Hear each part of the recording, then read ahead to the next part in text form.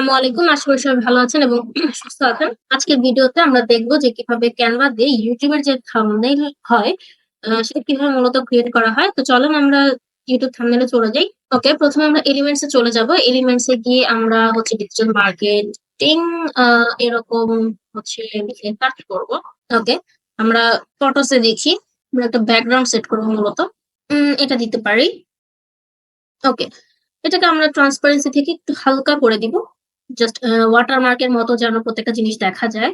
ওকে, আমরা হচ্ছে এখন লিখবো YouTube। ওকে, আমরা এইটা দেই, এই ইমেজটা এখানে সেট করি। ওকে, এটা আমরা সেম ভাবে ট্রান্সপারেন্সি থেকে হালকা করে দিব।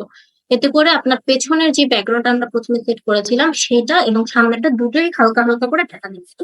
এবার হচ্ছে আমরা YouTube এর একটা আইকন বা YouTube এর যে লোগোটা সেটা অনেক সময় না, মূলত এইটা পাওয়া যায় না ক্যানভার মধ্যে। সো ওই ক্ষেত্রে আপনারা গুগল থেকে এরকম একটা লোগোর আইকন এই যে এরকম একটা লোগোর আইকন আমরা গুগল থেকে আমরা ডাউনলোড করে নিব।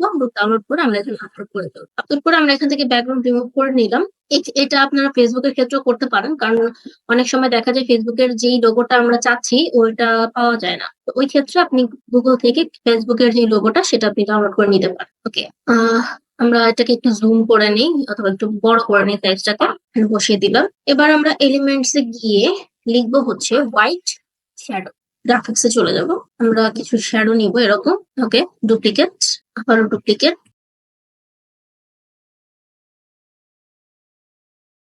এরকম একটা আমরা নিলাম। এবার আমরা নিব হচ্ছে ম্যান উইথ ল্যাপটপ। ফটোসে চলে যাই। আমরা ফটোস থেকে আমরা একটা নিব। এটা নিয়ে দেখি এখানে বসে ব্যাকগ্রাউন্ডটা রিমুভ করে দিই।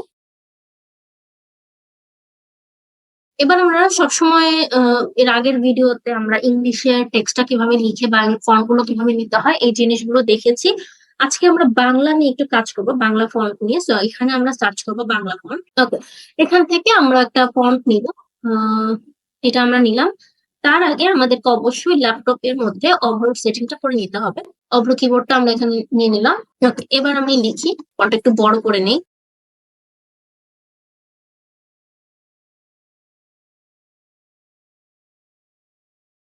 ওকে, আমরা এলিমেন্টস এ চলে যাই। এলিমেন্টস থেকে আমরা একটা শেপ নিব।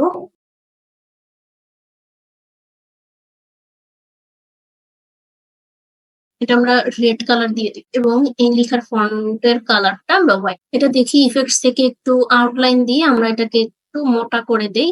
ওকে, এতটা থিকনেস দেওয়া যাবে না। ইউটিউব এসইও এর 5টি মাস্ট ফলো ধাপ। তো আরেকটু উপর উঠবে মূলত। ওকে, আমরা এখান থেকে হচ্ছে লাইক সাবস্ক্রাইব এটা এখানে দিতে পারি। আবার এলিমেন্টস এ গিয়ে আমি হচ্ছে ইউটিউব লিখলাম। এখানে দেখি গ্রাফিক্স এ কি কি পাওয়া যায়। এই যে আমরা এটা অ্যাড করতে পারি এখানে। তবে এটা আমরা ওয়াটারমার্ক হিসেবে আমরা অ্যাড করব, একদম এরকম হালকা করে। এটা দিলাম। এরপরে হচ্ছে অ্যারো দিই। এই জিনিসটাই আমরা আরেকটু ডুপ্লিকেট করে এইখানে ওয়াটারমার্ক হিসেবে দিই। সেম জিনিসটাই এইখানে। তো খুবই সিম্পল ইউটিউবের থাম্বনেল ক্রিয়েট করা। সিম্পল এর মধ্যে গর্জিয়াস যেটাকে বলে। তো যখনই আমরা কোনো ইউটিউবের থাম্বনেল ক্রিয়েট করব, খুব বেশি আহামরি ডিজাইন যে অ্যাড করতে হবে এরকমটা না, খুবই সিম্পল ভাবে আমরা করতে পারি।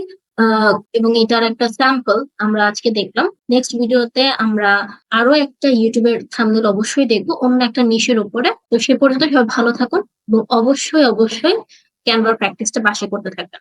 আল্লাহ হাফেজ, আসসালামু আলাইকুম।